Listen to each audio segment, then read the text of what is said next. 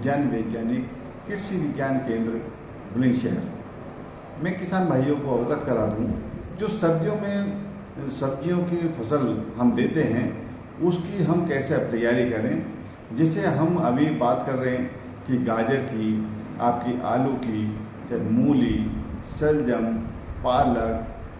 जितनी भी सर्दियों में उगाई जाने वाली सब्जियां हैं, चाहे वो फूल गोभी हो, पत्ता गोभी हो, चाहे आपने देखा होगा बहुत सारी आजकल नई सब्जियां आ रही हैं जिसमें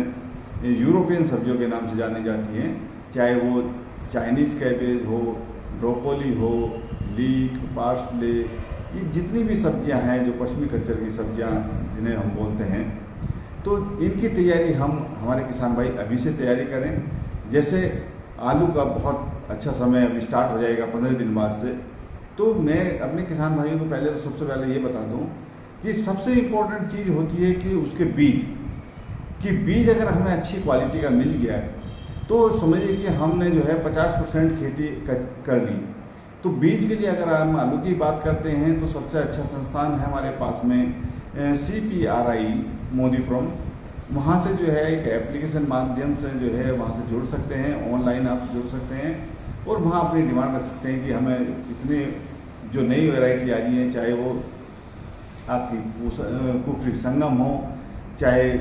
कुफरी मोहन हो, आपका नीलकंठ है, कुफरी नीलकंठ है, या चिप्सोना और आपका जो 3797 जो पुरानी वैरायटी है उसके भी नए एडिशन आते रहते हैं, जिससे जो हमारे फसलों में कम से कम बीमारियां आती हैं। तो हमारे जो किसान भाई हैं तो वो वहाँ से सर्टिफाइड सीड या फाउंडेशन सीड या ब्रीडर सीड जो भी जितनी मात्रा में मिल जाए तो कोशिश करें कि हम ऐसे संस्थान से बीज खरीदें जहाँ से ऑथेंटिक बीज हो। चाहे आपका जो कृषि यूनिवर्सिटी आपके आसपास हो, नज़दीक हो, वहाँ से आप जानकारी लें। तो ये हमें अच्छी बीज का जो है पहले इंतजाम करना चाहिए, तब हमें खेती की तरफ आगे बढ़ने की आवश्यकता है। दूसरी चीज़ होती है, जैसे हम कोई भी फसल लगा रहे हैं, जितनी भी हम सब्जियों की बात कर रहे थे, खेत की तैयारी की बात। देखिए, कोई भी फसल लगाने से पहले जब हम सब्जियों की बात करते हैं तो उसकी खेती की तैयारी के समय कम से कम 250-300 कुंटल अच्छी सड़ी हुई गोबर की खाद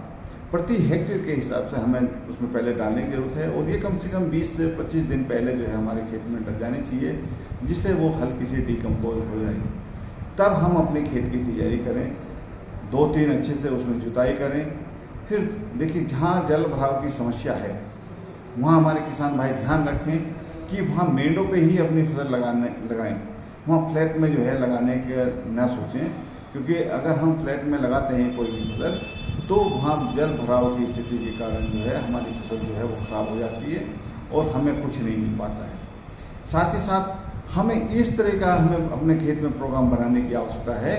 कि ताकि हमारी फसलें जो हैं वो पर डे हम कुछ ना कुछ बाजार में लेके जाएं, ताकि हमारे घर में रोज़ नया पैसा आए। जिससे कम समय वाली फसल आप देखिए, मूली की फसल है आपका 30 दिन के बाद जो है बाजार में जाना प्रारंभ हो जाती है, तो हमें कुछ हिस्सा जो है ऐसी फसलों को देना चाहिए। कुछ चीज़ें अब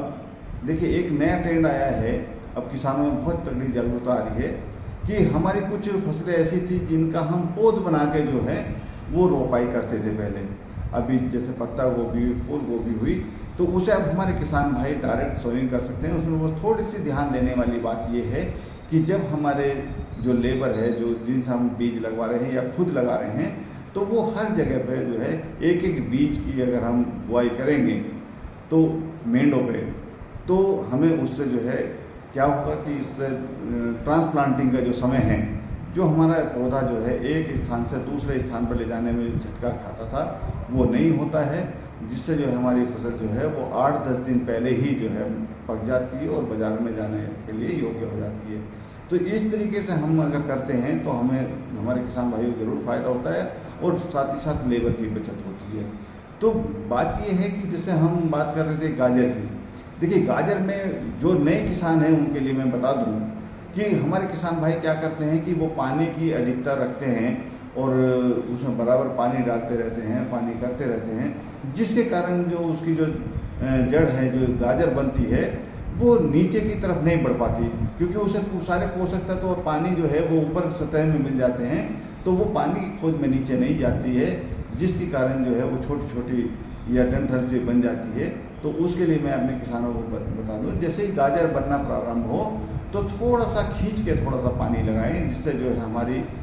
गाजर जो है वो पानी की खोज में वो नीचे तक जाती है और उसकी लंबाई बढ़ती है। इससे अच्छी क्वालिटी हमारे पैदा होती है। तो ये सारे किसानों को नहीं पता होती, जनरली जो नए किसान होते हैं उनके लिए मैंने ये जानकारी दी है। साथ ही साथ जो हमारा दूसरी और फसलें हैं उसमें भी हम खेत को थोड़ा थोड़ा हिस्सा हम जरूर रखें। और मैं एक और अपने किसान भाई जो हमारे छोटे किसान भाई हैं उनके लिए एक जानकारी दे दूं कि वो मंडी की तरफ ज़्यादा रुख ना करें, क्योंकि वहाँ ज़्यादा अच्छा पैसा नहीं मिलता। बिचौलिया को हमारे ज़्यादा पैसा मिलता है, तो इसीलिए जो छोटे किसान भाई हैं वो अपनी फसलों को ज़्यादा से ज़्यादा जो है वो पैंट जो हट लगती है हमारे गली मोहल्लों में उसमें ले जाकर बेचें, जिससे उसे अच्छा पैसा मिलता है और उससे जो है हमारा ज़्यादा पैसा आने की संभावना बनी रहती है। तो हमारे किसान भाई इतना अगर करेंगे तो अब अपने खेतों की अच्छे से तैयारी करके, आलू के लिए अभी हमारे पास कम से कम 20 दिन बचे हैं, 15 से 20 दिन, तो इसमें अपनी अच्छी सी तैयारी करके जो है खेत की और अपनी तैयारी करें, बीज की अच्छी व्यवस्था करें। और एक और विशेष सूचना सभी किसान भाइयों को, कोई भी बीज हम बिना उपचारित के ना लगाएं। सब बीज अगर उपचारित बीज है तो अच्छी बात है, अगर उपचारित नहीं है, आपने आस पड़ोस में से लिया है कहीं से या लोकल मार्केट से लिया है, तो उसे जो है हम उपचारित जरूर कर लें, जिससे जो बीज जनित रोग हैं, जो मृदा जनित रोग हैं, उसे हम बच सकते हैं। इसी के साथ मैं अपनी वाणी में यही विराम दूंगा। सभी को मेरा नमस्कार।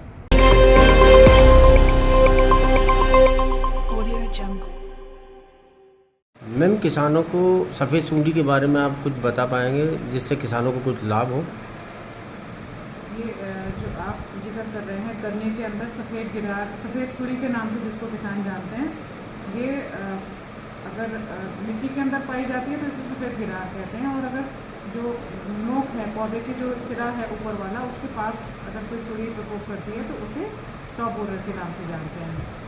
तो आज के समय में जो चल रहा है वो टॉप बोरर की समस्या बहुत ज़्यादा आ रही है, किसानों की लगातार शिकायतें आ रही हैं और उसके लिए समय समय पर एडवाइजरी दी जा रही है। तो किसानों को ये समझना ज़रूरी है कि जो टॉप बोरर कीड़ा है जो गन्ने के अंदर, ये साल भर फसल को प्रभावित करता है। और इस साल जैसा कि हम सभी जानते हैं कि मौसम जिस प्रकार से रहा है और तापमान में जिस तरह से गिरावट और वृद्धि होती रही है, उससे भी इस कीड़े की संख्या को बढ़ने में बहुत ज़्यादा मदद मिली है। और ये जो कीड़ा होता है, इसका पतंगा एडल्ट होता है, वो अंडे देता है पत्तियों के ऊपर, वहाँ से गिलार जो है वो जो इसका एपिकल एंड जिसको कहते हैं प्लांट का, या फिर हम जैसे कोत के नाम से किसान जानते हैं, उस कोत तक पहुँचता है और ऊपरी सिरे में छेद कर कर तने में घुस जाता है। तो जब ये इस तरह से इन्फेक्शन होता है तो जो गन्ने का जो ऊपरी सिरा है वो सूख जाता है और उसको हम डेड हार्ट के नाम से जानते हैं। और उस जो एक सिरा है उसे सूखने की वजह से वहीं पर कई सारे एक गुच्छे की शक्ल में बहुत सारे किले फूट जाते हैं। तो इसको हम बंची टॉप के नाम से जानते हैं। ये सिम्टम अगर दिखाई दे रहे हैं तो किसान भाई समझ जाएं कि इसमें हमारे टॉप बोरर कीड़े का प्रकोप है। इसके और ज़्यादा पहचान करनी है तो इसे सूंघ के देखेंगे। जब आप इस रोग ग्रसित कीट ग्रसित भाग को, तो आपको वहाँ पर बदबू जैसी सूंघने में आएगी। इसके अलावा आप देखेंगे कि उसे आप खींच के निकालने की कोशिश करेंगे तो वो बहुत आसानी से खींचता नहीं। जब उसे खींच के आप निकालने की कोशिश करेंगे तो वो बहुत